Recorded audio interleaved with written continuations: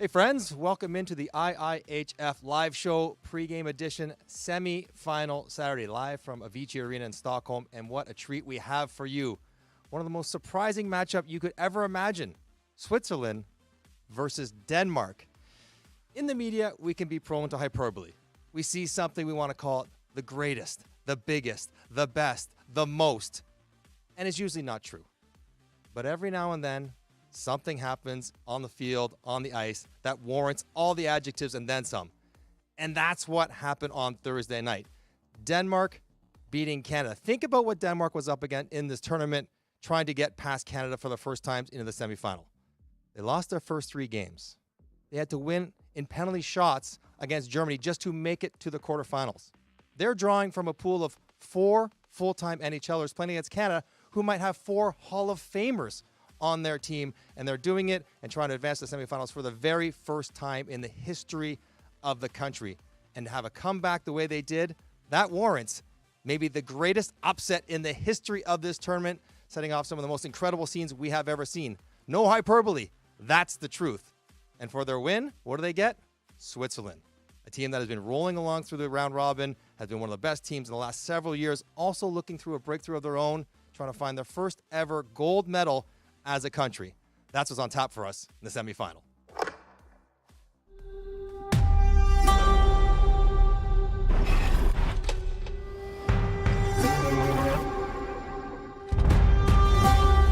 It means a lot for the Danish hockey and for the fans.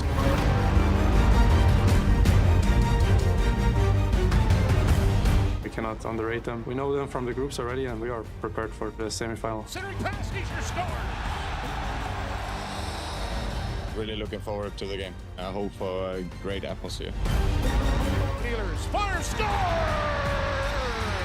I think we kind of learned to accept the role of the favorites. This year, it's our turn.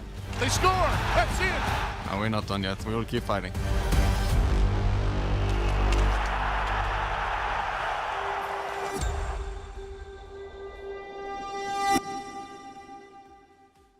Once again, pleased to be joined by the one and only Regan Russ. She's played college. She's played pro. She works in media. She's a social media influencer with her crazy skills. There's nothing she can't do in hockey.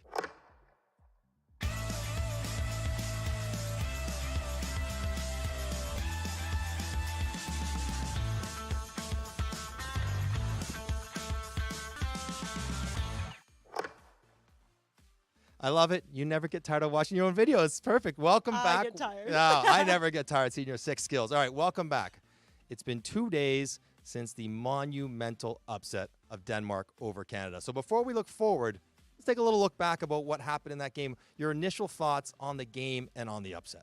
Well, we were here watching, obviously, the games that we had, but when I was going back and forth between the clips and seeing what was going on, and I was just like, oh my God, the game's tied going into third, and then Canada scores only 1 in the third period, and it gets down to the wire, and I was shocked. My face was like, I can't believe this right now. The thing about that game, and the thing about Canada largely, is you always just assume Canada will figure it out. They'll find a way. And in this game, it was the opposite. It was Denmark who figured it out, who found a way. So we'll walk you through this game because even though we said Denmark won 2-1, it's still hard to believe exactly how it played out. As you mentioned, tied at 0 heading into the third period. Canada finally opens the scoring with a goal about halfway through the third period. And you assume once that happens, Canada's off and running. They're going to be fine. They're going to go. So we'll take a look at that Canada goal by Travis Sanheim. Had a really good tournament in the third period. You can walk us through it 5 minutes in. Oh, man. Yeah, they're just working it really low below the goal line. Crosby sets him up pretty nicely. Move it back down low, hit in the middle, shot off the pass. Like, you can't ask for much more off of that play. A lot of good skill plays, good passing. Travis Konechny, Sidney Crosby. Travis Sanheim jumps in. And it was more the feeling, okay, well, that's it. It was a nice story for Denmark, but it's going to end here. It's going to end now because Canada's got 1. They'll probably get 2 or 3. And at some point, that'll be that. And they found a way to finally break down Denmark's defense, get the puck in the middle of the ice. You always talk about that scoring box in front. They didn't get there very often. They got there. So 15 minutes left, 1-0 Canada. Smooth sailing. It might be a close game, but that's okay. Canada's going to win. Not so fast. So it plays all the way down. And, of course, late in the game, Denmark still trailing 1-0. They pull the goalie, looking for some inspiration, maybe for a little luck, find a way to tie the game. And wouldn't you know it, their one NHL star positional player, Nick Ehlers, finds a way to be involved in the final goal. We'll take a look at the tying goal late in the game, 6-on-5 for Denmark to tie the game. It's such a simple goal, too. Like, this is what you dream of as a defenseman, getting this right up here. Move it D to D. Got high attack players. Move it back. Shot. Goes right in. Beautiful, beautiful shot. It's low. It literally, you wouldn't even expect it to go in like that. No, nobody expected it to go in at all. It just wasn't going to be the case. And you see the celebrations that it kicked off. This was to tie the game, not to win the game. It was pandemonium. Really good screen in front, of course. But Canada, who were on their heels for most of the game, most of the third period of that game, almost trying to get the puck over the finish line and not really playing well in the third period, finally get tied up. So if you're on the bench, and we've both been in games like this, you score a goal with a net out, and it's almost human nature to take a breath and get to overtime. There's only a couple of minutes left. You're just going to see what happens at overtime. It's amazing that you even got there. And then you sort of stop playing until you push again when you start over. But not Denmark, not on Thursday. No, they not at took all. that crowd, that energy, which was palpable, and kept going. And maybe the most shocking development we have seen in my 20 years of being around this tournament, that late tying goal. We'll take a look at what ends up being a game winner. So they score 6-on-5. And then they're going to keep pushing late now, under a minute left in the game to try to win it against Canada. Yeah, and they already had like 20 shots by that point, but it was such a clean play right up the goal line. Honestly, I bet that defenseman's going to be thinking about that for the rest of his life from Team Canada. It's Philip Deneau, who's actually one of the best defensive centermen in the world, and he gets beat back to the front of the net. Nick Olsen tucks it in, and I don't know who was in more disbelief. The fans, the Royal Box, the players on Denmark on the ice, the fact that they were able to do this twice in the last minute, I was calling a game, watching this game. I was not watching the game that I was doing. I was watching this game play itself out. You see the shot, rebound, and this is what Denmark was doing, though, getting to the front of the net, taking advantage of opportunities, and just setting off what will be a historic celebration forever. And I mean, it was just a wild scene. I saw you right afterwards, and both of us just went, what? What was that? We could not believe it. Denmark deserves full credit, though, because they didn't just luck their way into this. They played exceptionally well. So we kind of think about this game, and it is such a huge upset. So I did a little homework, as you like to give me sometimes, some homework. And I broke down the anatomy of an upset and some of the things that had to happen for an upset like this to happen in hockey. So we'll walk through them and kind of identify some of the things that Denmark did well against Canada that they'll have to do well against Switzerland as well. So first off is you're going to need to play one of the best games of your life. So invested, so emotional, so physical, and Denmark was able to do that against Canada. Yeah, and I mean, you look at their goaltending, like in years past, not even just at this tournament, he has like a .89 save percentage. And that's not good enough for this tournament at all. But he was able to play the best game of his life. I think it was a 9.4 save percentage. Yeah. And you need that. They were being outshot for 2 periods. It's 30-11 after 2 periods Yes. in favor of Canada, the shot clock. Yeah, and then they turn it around, and it's like 22-10 for Denmark in the third period. So, wow. So you have to have that great game as a team. You obviously have to have your goalie play exceptionally well. For Decal, certainly did that in the game. You might need a little help in having the opponent have a bit of an off game. That's the reality. And I think Canada would acknowledge that they did not play their very best to give Denmark a chance to stay in a game when Canada was playing better. And then sometimes, and we just highlighted it, you need a little moment of brilliance, a little flash of luck or inspiration or something. And I think maybe the 2 late goals would fall into that category. Yeah, and just the energy from the crowd. I mean, home team. That's happened in, the past 4 World Men's Championships. So, I mean, I think they got a little luck from that one. All right, so everything went right, and they deserve to get that win. They can celebrate it now. Now they have to play Switzerland, which is no easy task on their own. They played already once in the preliminary round. Switzerland won 5-2. They were trailing at one point. Denmark was up 2-1, but Switzerland ran away with it. And Switzerland, we have seen, is one of the fastest, best attacking teams in this tournament. What do you like about Switzerland? I think they just play so composed. Like, I thought Sweden was composed, and then I went back and watched some Switzerland, and I'm just like, wow, you guys are good. And it's like all the depth. Like, they have it through every single line. You can't really go wrong with who you put out on the ice. And a couple of those very good, very talented players. Teammates in New Jersey, teammates with Switzerland, although Nico Hischier unfortunately has had to leave the tournament. But you caught up with them. A little feature on Timo Meier and Nico Hischier.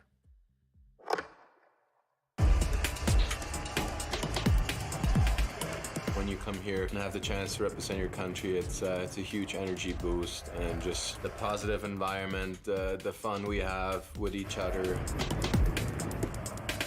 Timo's definitely a player I want to have on the team. I would not want to play against him. He's obviously a big guy, strong guy, can score, can make plays, can skate for his size, just dangerous and all over the ice. It's hard to get the puck away from him.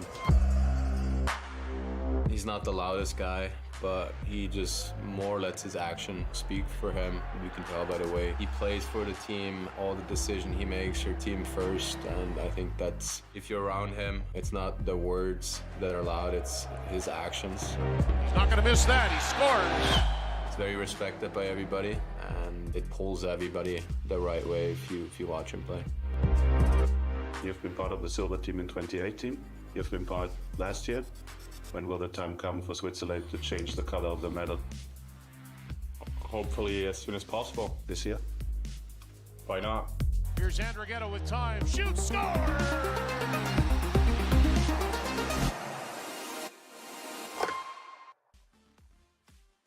So Switzerland, led by players like Hischier, like Meier, has really grown from the best of the mid-pack teams to absolutely deserving to be one of the top 5-6 teams in the world. In this tournament, year after year after year, they play the preliminary round, always one of the first or second seeds after the preliminary round, score a bunch of goals. They are not out of place competing with the Swedens and the USAs and the Finlands and the Canadas. They are there.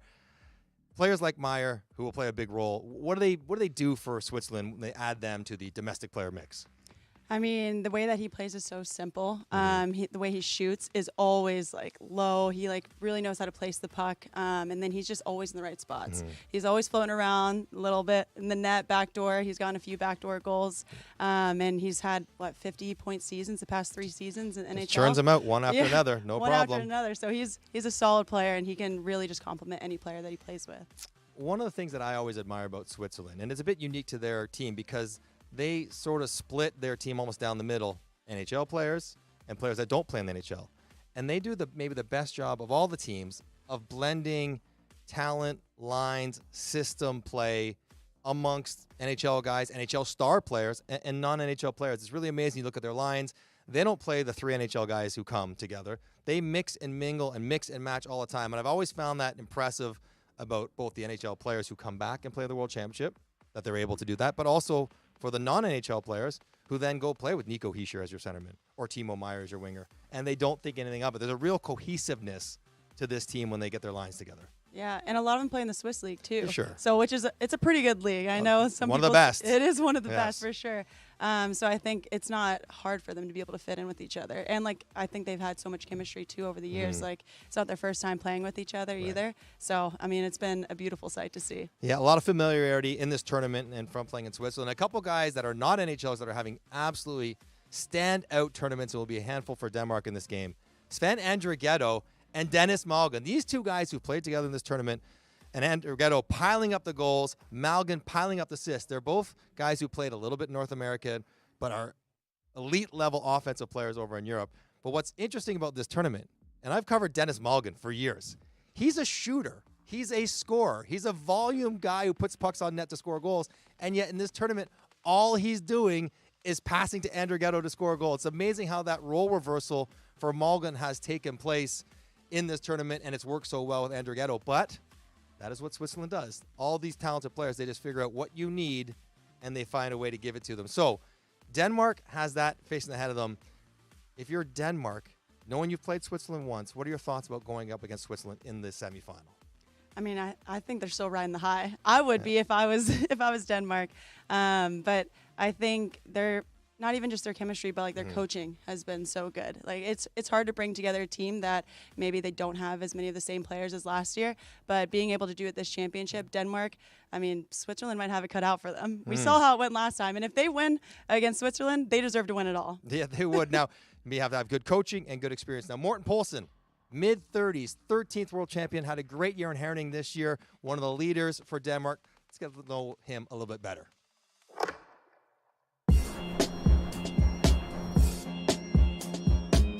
It's been a dream for Danish hockey and especially Herning to be a host city for this tournament. Everybody remembers those weeks in 2018. It was truly a dream for a lot of people and it has made a big march ever since. 2018, I was a part of the team. I didn't make any shift on the ice, so it was a really big disappointment for me not being involved back then. Unfortunately, I was the last guy out. I got the message the day before the first game, and of course it was a heartbreaking message. When the message came in 2021 that it was going to come back to this great arena, this great city, it was the dream was kind of reborn.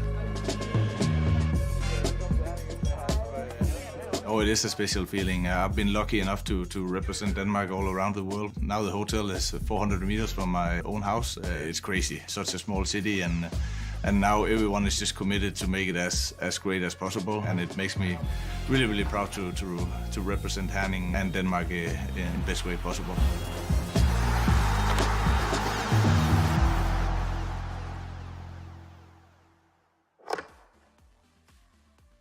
How great must Poulsen feel going through this experience after all these years of scrapping along and trying not to get relegated, and now they are here in the semifinals. So as we approach puck drop to start the game, I'm curious about what Denmark's challenges might be emotionally, trying to get themselves back under control from that highest of highs so they're capable of playing against a team like Switzerland. I mean, I think their coach is a pretty dry guy. He's going to give them the game plan. They're going to get to it. But really just keeping it simple because, I mean, that was their game plan all along, and it worked out pretty well for them. Try to find that balance, riding the wave of the positivity, the energy, the emotion, but also not being out of control. That'd be the other part of it. And maybe for Switzerland, an entirely different challenge. Because Switzerland was anticipating playing a team that they are equal to, where there's a lot of pressure because of the opportunity, but not because of the expectations. And in this game, respectfully to Denmark, Switzerland is a massive favorite, and they've not won a gold in their time either. So how do you think Switzerland deals with the changing dynamic of the pressure of this game? I think they're going to be nervous to start. I mean, it's very warranted because they've never made it to the semifinals, so this is going to be their first opportunity to be able to showcase what they can do at the big stage. But I think finding their little resets, especially like talking within lines, communication is going to be massive for them. Yeah, and as much speed as Switzerland can input into the game, get Denmark on their heels will give them their best chance. But Denmark, they got one more crack at it, trying to recreate some of the more crazy images like we saw on Thursday at the end of their upset victory over Canada. Off the boards, with it is Jensen, shoots it, rebound, score! Olsen!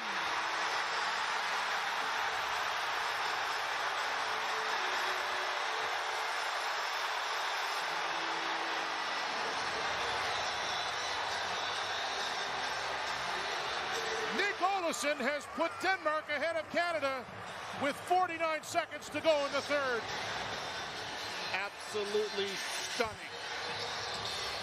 A lead goal with 2:15 to go to tie the game.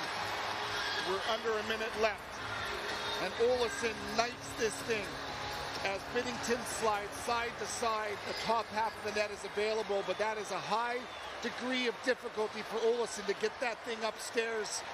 And he makes no mistake. How could you not be ready for puck drop after watching scenes like that? So that'll do it for Reagan and I. Thanks for watching the IIHF live show pregame edition. Come back after the first intermission. We'll have all your highlights and analysis and get you ready for the second.